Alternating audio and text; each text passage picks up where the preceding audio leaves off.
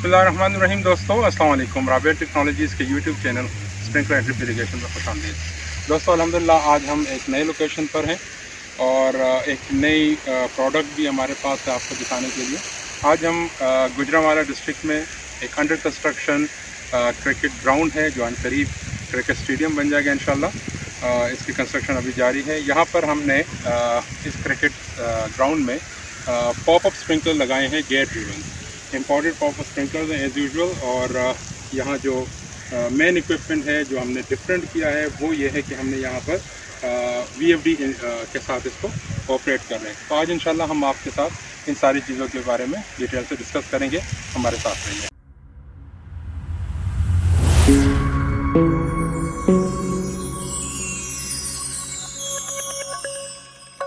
तो दोस्तों ये वो क्रिकेट ग्राउंड है। यहाँ इसका जो रेडियस है क्रिकेट ग्राउंड का, यानी पिच से लेकर बाउंड्री के एक साइड तक ये 220 फुट है तकरीबन। और इस पूरे सिस्टम को हमने डिवाइड किया है। पूरे ग्राउंड को हमने 4 बराबर हिस्सों में तकसीम किया हुआ है। और एक जो जोन है उसमें तकरीबन किसी में 17 है और किसी में 18 स्प्रिंकलर लगे हुए हैं। एक स्प्रिंकलर का जो थ्रो है यानी जो वो वेटेड उसके रेडियस है वो तकरीबन 45 फुट है और उसका नोज़ल प्रेशर तकरीबन PSI 45 PSI बनता है। और इसी तरह जो उसका फ्लो रेट है यानी एक स्प्रिंकलर 1 घंटे में तकरीबन 1900 लीटर पानी डिलीवर कर रहा है। और ये हमने यहाँ पर चूँकि खुला एरिया है तो हमने ये किया है कि पानी भी ज़्यादा रखा है ताकि स्ट्रीम थोड़ी मोटी हो और हवा उसको कम से कम डिस्टर्ब करे। अगरचा हवा बहरहाल स्प्रिंकलर्स को डिस्टर्ब करती है जब बहुत तेज़ चल रही होती है, लेकिन हमने कोशिश की है कि कम से कम डिस्टर्बेंस हो। और सिमिलरली यहाँ पर हमने स्पेसिंग भी स्क्वीज़ करने की कोशिश की है। यानी हमने तकरीबन 100% तो नहीं, वर्चुअली कह सकते हैं कि हमने 50% ऑफ द डाया पे इसको डिज़ाइन किया है, इसकी जो स्पेसिंग है, ताकि इसका ओवरलैप इंक्रीज़ हो। और अगर ज़्यादा तेज़ हवाएं ना हो, थोड़ी सी तेज़ हवाएं हो तो ये एटलीस्ट इसका पैटर्न डिस्टर्ब ना हो।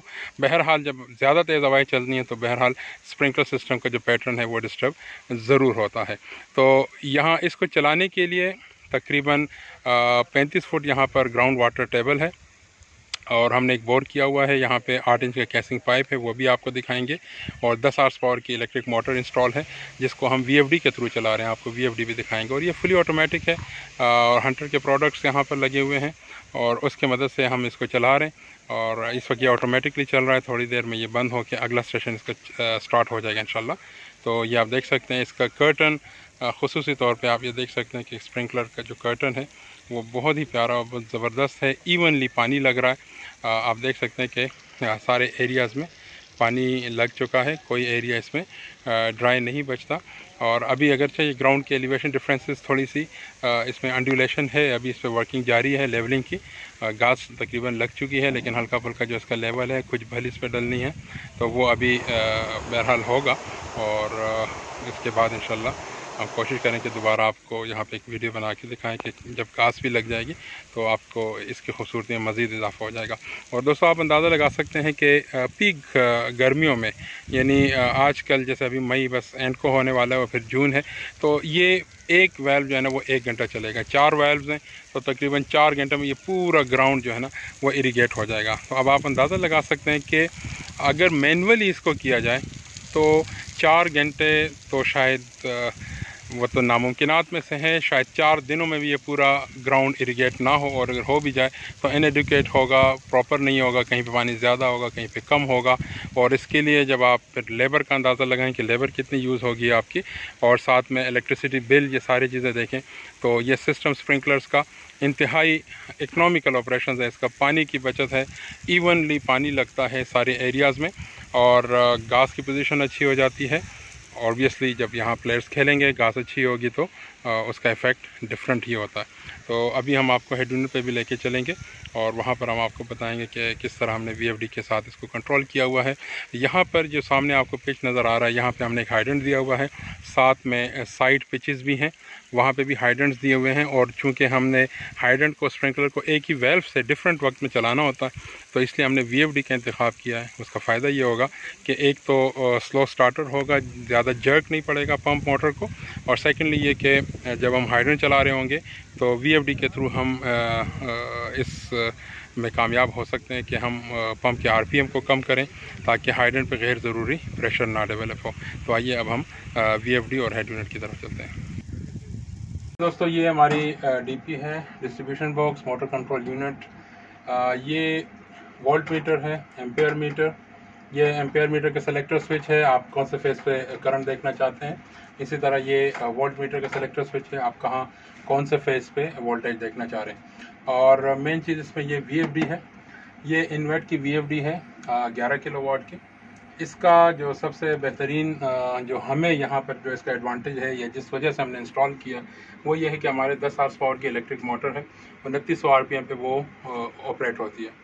अब मसला ये है कि हमारे अगर 17 स्प्रिंकलर्स चलें तो तकरीबन कोई 30,000 और 28,000 लीटर पर घंटे के हिसाब से फ्लो रेट डेवलप हो रहा है। लेकिन अगर हम हाइड्रेंट्स खोलें तो वो हार्डली 2-3 हज़ार लीटर पर आवर के हिसाब से हाइड्रेंट चलेंगे।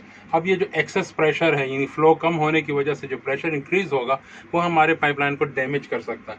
तो उसके लिए हमें ये ज़रूरी था। और ऊपर से ऑटोमेटिक सिस्टम भी है, हमारे पास कोई ऐसा हाथ में कोई चीज़ रह भी नहीं जाती क्योंकि ऑपरेशन सारे ऑटोमेटिक हो रहे हैं। तो उसके लिए हमारे पास ये वीएफडी के अलावा और कोई ऑप्शन नहीं थी।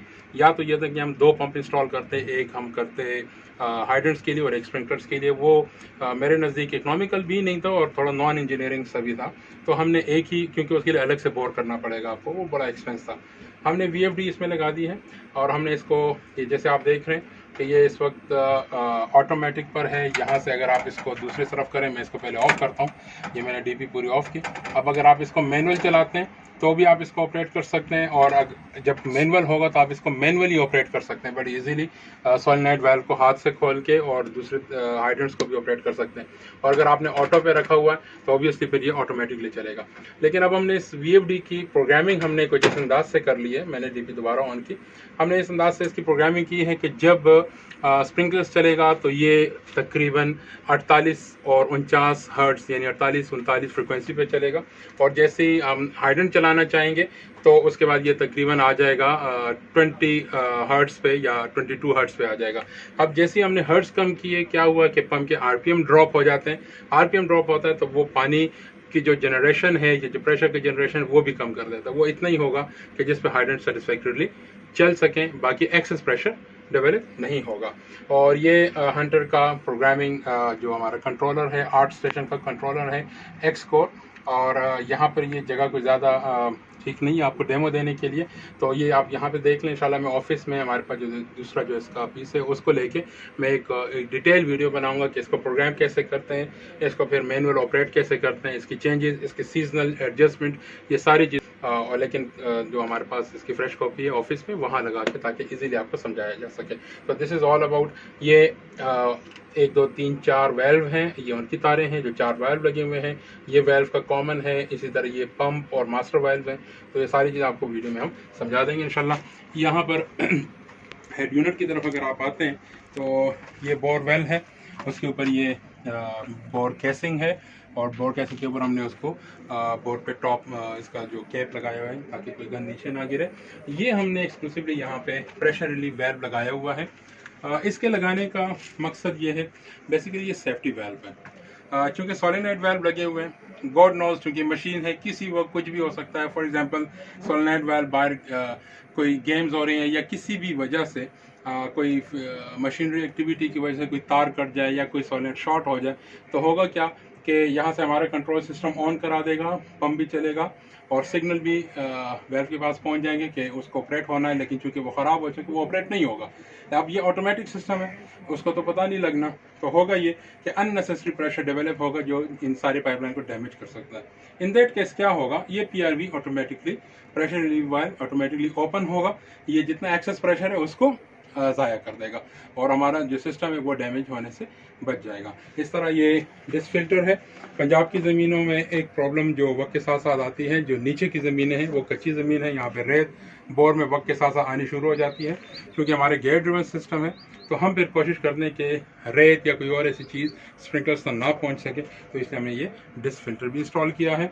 इसी तरह वाटर हैमरिंग से बचने के लिए, क्योंकि ऑटोमेटिक सिस्टम है ये, वैसे बाय द वे इस ऑटोमेटिक सिस्टम में ये प्रोविजन है कि वाटर हैमरिंग को रोकने के लिए ये वेल्व को इमीडिएटली बंद नहीं करता, बल्कि with passage of certain seconds में ये जाके वेल्व को बंद करता है ताकि वाटर हैमरिंग ना हो। और इसी तरह ये वेल्व लगा हुआ है ताकि अगर इन केस वाटर हैमरिंग या बैक फ्लो किसी भी वजह से होता है तो हमारा जो पंप है वो महफूज रहे। ये NRV नो रिटर्न वेल्व पूरे प्रेशर को एब्जॉर्ब कर लेता है। तो दोस्तों उम्मीद है ये वीडियो आपको पसंद आई होगी। Thank you so very much. अस्सलाम वालेकुम।